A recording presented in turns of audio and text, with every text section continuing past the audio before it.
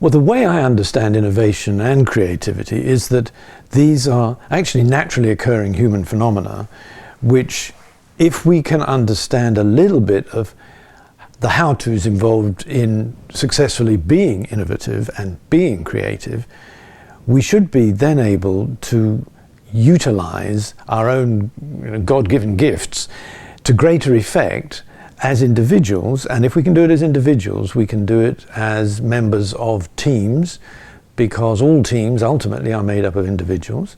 So if I learn something about what enables me to be more innovative, what enables me to be more creative, I'm actually potentially learning how I can be a more effective, innovative and creative team leader.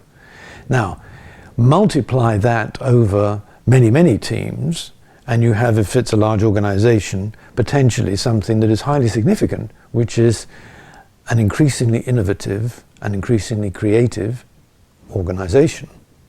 So there is this rather important element, as it seems to me, which is, while there's been a lot of talk and a lot of research into, for instance, the innovative organization. Okay, that's great. But at the end of the day, what most people need is to know, well, what do I need to do to be able to be more innovative? The organization, okay, but what do I need to do? What do I need to do to be more innovative? And that takes us into how-tos, which takes us into an understanding of human processing. So for me, part of the journey has been in understanding human processing, looking at what do we have by way of explanatory models. But ultimately, I'm less interested in perhaps explanations than how-tos. Because if I can offer people some tool that enables them to function more effectively, I can test whether it really does that or not. And if it does, then we can increase performance. Then we can get curious about, I wonder how this works. That, to me, that is secondary. Now, I'm aware that's a very pragmatic approach. It's not an academic approach, certainly, and that's why I'm not an academic. But it does mean that if you're curious about your own way of functioning, what I'm talking about will make sense to you, and I think will also engage you, because you get to be your own best subject of study. So there are some really potentially very useful things here about, when have I been really innovative? What did I do? How did I do it? And similarly, when have I really not been very innovative?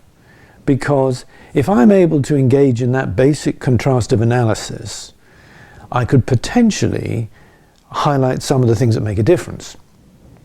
And we can. So, for instance,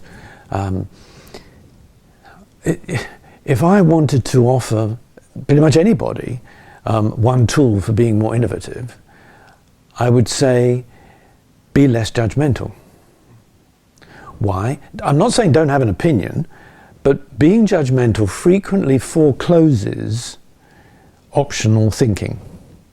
And if I wanted to offer people a tool for being more innovative, I'd say, begin to explore alternative perspectives. Can you see the same situation from different points of view? That is a skill. It's a learnable skill, and a great many people lack it. Which means that they get boxed into, this is the way because this is my way, and my way is the way, and my way is the world. And I'm sorry, there's just something wrong with you. Now, ultimately, that can prove terminal if you get cultures at war with each other. But in less charged situations, it prevents creativity. It prevents being able to think of new possibilities, to see things from different angles. So, for instance, one example I sometimes use is, there was a very interesting conundrum, really, that faced US forces as they were involved in island hopping in the Second World War as they made their way back towards Japan. They had a particular island which they really needed as a strategic base, and they needed to be able to have some kind of airstrip there to land on, but this was a very mountainous terrain. Okay, but you've got to create some sort of airstrip.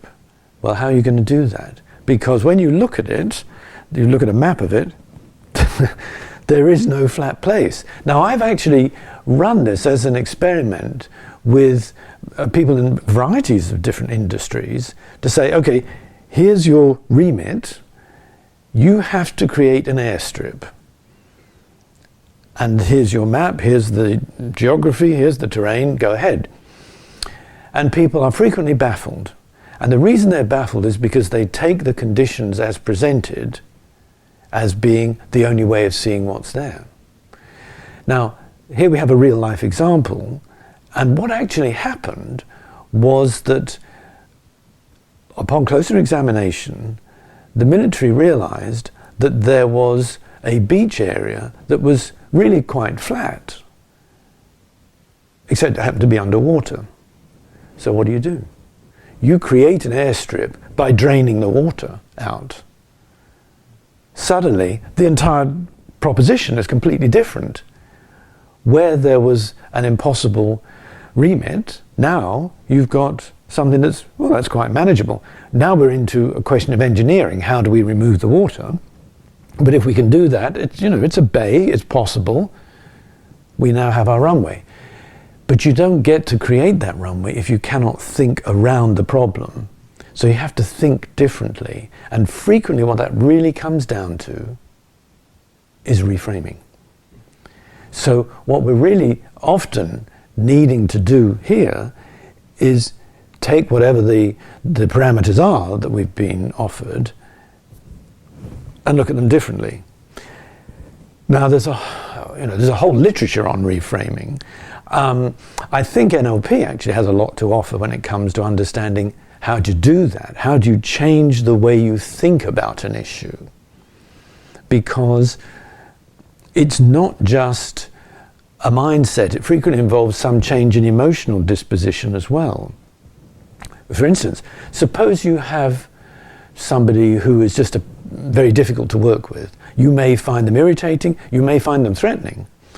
I can think of many, many times when I'm working with people coaching where to be able to give them a way of seeing somebody who is threatening in some way, difficult in whatever way, and to change their perspective on that person is to empower them.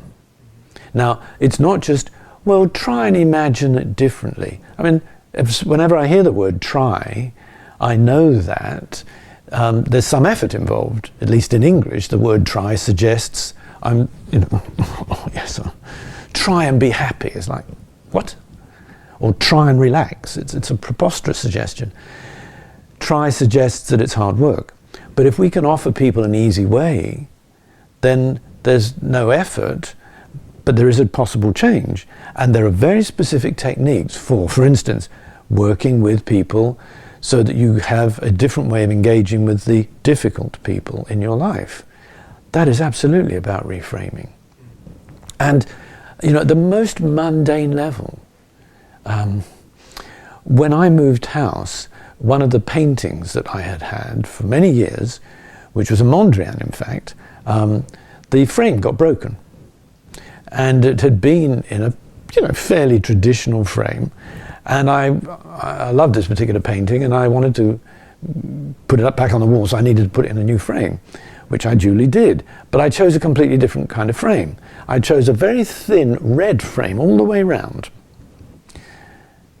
This is extraordinary. It's the same painting, but I saw it differently. Why? Because I had literally reframed it, So this kind of thing, it's really fundamental, and it's quite easy if you know how. And very often people don't know how, and very often they're not used to thinking in this way.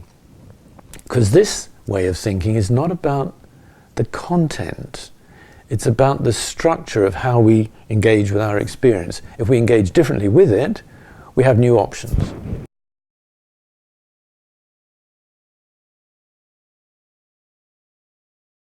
Well, I think there are many. One that is, I think, really very important is there is an endless balancing act between being stimulated to create or being understimulated, so why bother, or being so stimulated that you go into paralysis.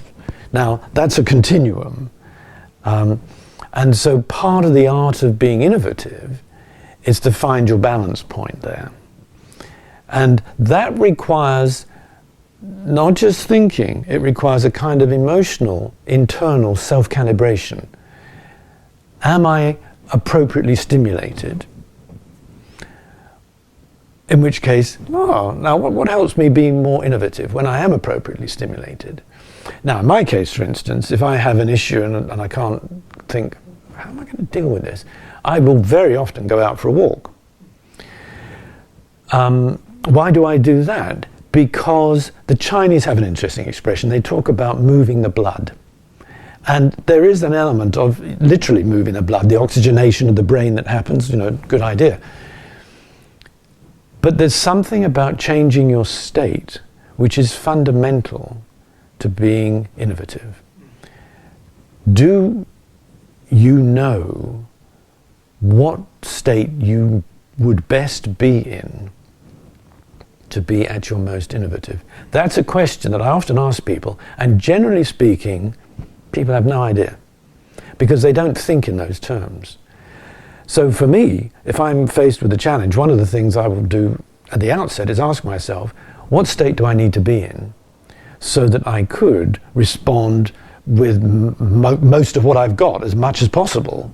And that can take many forms, but it absolutely has a physical dimension.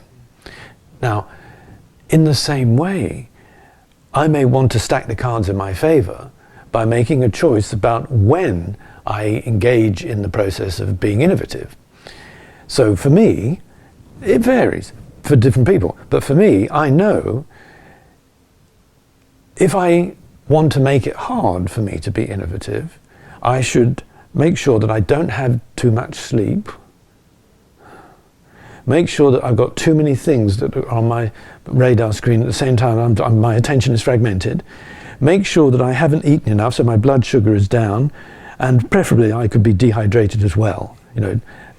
Then I know I'm going to underperform. Okay, reverse all of that. What have we got?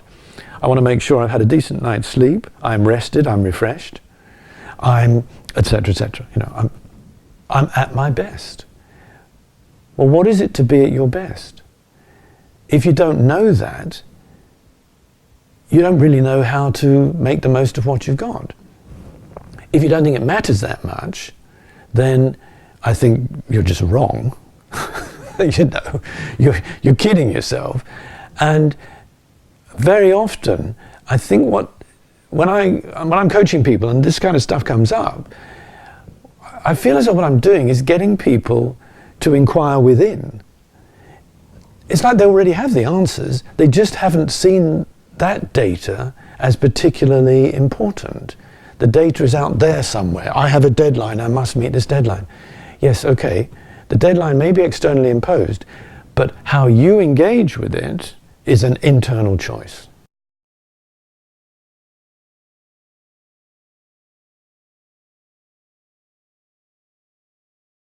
For a couple of years now, I've been working with a large multinational who have got larger in the time I've been working with them. And that's how I started, because they were growing at a very rapid pace, and they knew that their rate of growth meant that they just wouldn't have enough leaders unless they did something about it. They had to be proactive. So the brief that we agreed was that what I was going to be about was first helping identify who those leaders might be, and then working with them to develop their own leadership potential. Now, we did that in a very systematic fashion, and we did it virtually because those leaders were geographically very widely dispersed, and they were often in places that were not easy to get at as well. So the idea that I could send some of my team to go and meet face to face with them really wasn't practical. And so we had to do something else. So what we actually did was we devised a phone coaching program where as long as that person could get to a phone, we'd be fine. And that was what we did consistently over a period of something like 6 months. And the net result was these people began to have a sense of, I can be proactive. I can engage with issues that arise because I didn't realize I had as many tools as I really do have. I am learning to be more of a leader, less of a manager. And I also have a fallback, which is every 2 weeks, it averaged out at, I would be in touch with my coach. Now, these were people who had had no experience of coaching. And what I was saying to them was, by way of, as it were, situating what we were doing, what I see is the longer people are in the world of work, the busier they get.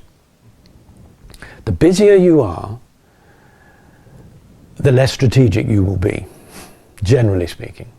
And so you have this really paradoxical situation potentially where people are so busy trying to keep up with the demands of the day that they never have an opportunity to go, now, what's really important? And the function of the coaching was to do precisely that, to create that space where they go, stop, regroup, reassess. Now, what is it that I most wish to pay attention to right now and going forward? Getting clear about that has made an enormous difference. So one of the guys early on said, so is this about time management? And I said, well, sort of. The secret of all time management processes, as far as I can fathom, is that ultimately you're really learning how to prioritize. And you move from prioritizing to the next stage, which is often delegating. But if you can't prioritize, you can't time manage. Doesn't matter how elaborate the folder is, or whether it's made of plastic, whether it's made of leather, none of that matters. So here's an example of training the next generation of leaders to be leaders by learning to prioritize, by learning to step back, by learning to value thinking time as time well spent. And that is something that most people have not had as part of their training. So that you have this regular stepping back. An analogy my wife often uses, she's a coach, is that what it's like when you come back from holiday and you see things differently, and right, what we really need to do here is, and you get on with it. It's the same thing. Imagine that you do that on a regular basis, regular, consistent and ongoing. Then you get to be in charge of your life. If you're in charge of your life, you can actually start to demonstrate leadership. If you are demonstrating leadership, it's remarkable. You don't have to talk about it much at all. People will naturally start to gravitate towards you because leadership is a scarce resource. And when people recognize somebody has command of themselves, then they are very happy to engage with them to learn, how can I do that for me, and could you also assist me to clarify where I may be going?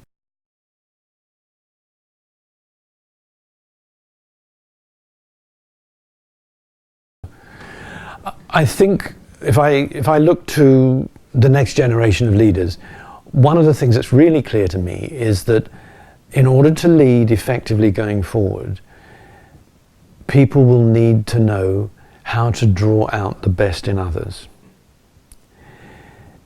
The command and control leadership model, it'll always have a place, but I think it's an ever diminishing place, frankly. And what that therefore means is the skill set required is to know, how do I not tell people, but invite them to give me their best performance, invite them to access their own thinking and strengthen those thinking skills so that they're able to be proactive, they're able to be self-starters, they're able to collaborate. How do I do that? As a leader, in order to do that, I need to be able not to tell, but to engage with that party so that they can access the wisdom they have within. And I don't know any better way of doing that than adopting really what is a coaching approach. Because, you know, at the end of the day, what is the essence of coaching? It is being able to ask another, well, what do you think? Not just endlessly ask them questions. By all means, contribute. That's appropriate, I think. But there is a big difference between being a coach and a mentor. Very often, mentors are incredibly valuable because they have subject specialist knowledge and possibly a lifetime of experience which a mentee can draw upon in order that they can be a better attorney, a better geologist, or whatever it is.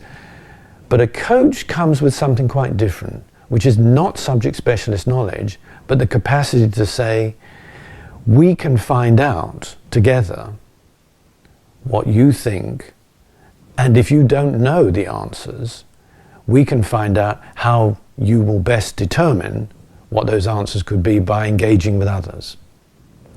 So, to me, the next generation of leaders will need to have this skill set far more highly developed.